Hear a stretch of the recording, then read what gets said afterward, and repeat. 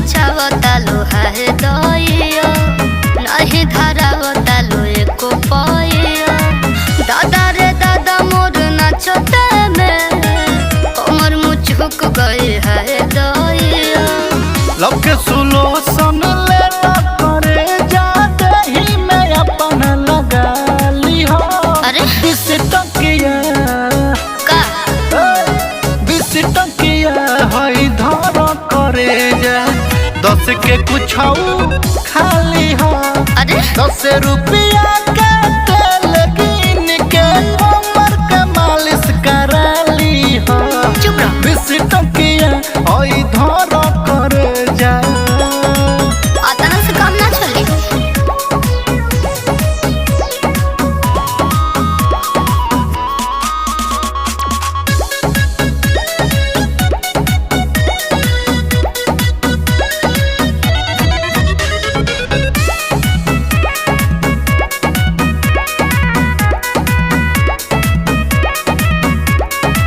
रोजो के रहता साटा पोसाता मिलत नहीं खेरा।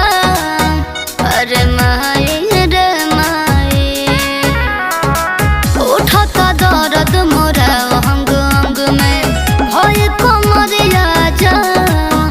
अरे माई रे माई आवा इलाज कर दही बबी हो तोहर दुख हर लिही। करेला कम बड़ी हमरो दवाई खाके तनी अजमाली हो। तू ही खा 20 रुपया ए हो कहो 20 रुपया हई धर करे जा 10 के कुछ खाली हो। 10 रुपया के तेल गिन के कमर के मालिश करा ली हो।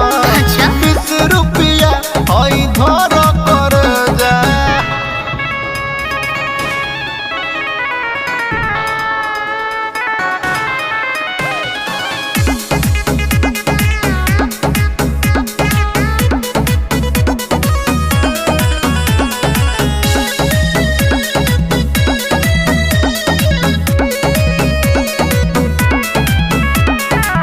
बने के यहाँ सभे बन होता बड़ा का नइखे निकालत दाम। अरे माई रे माई कौन उपाय हम करी रही हम बन जाए मोर काम।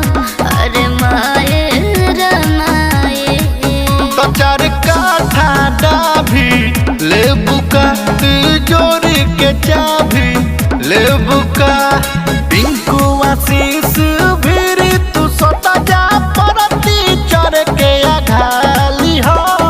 20 टकिया ए हो कहो 20 टकिया हई धर करे जा 10 के कुछ खाली हो।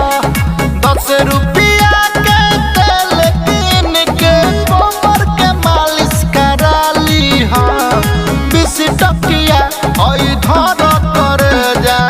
अरे ले हई धर अतना से काम ना चली।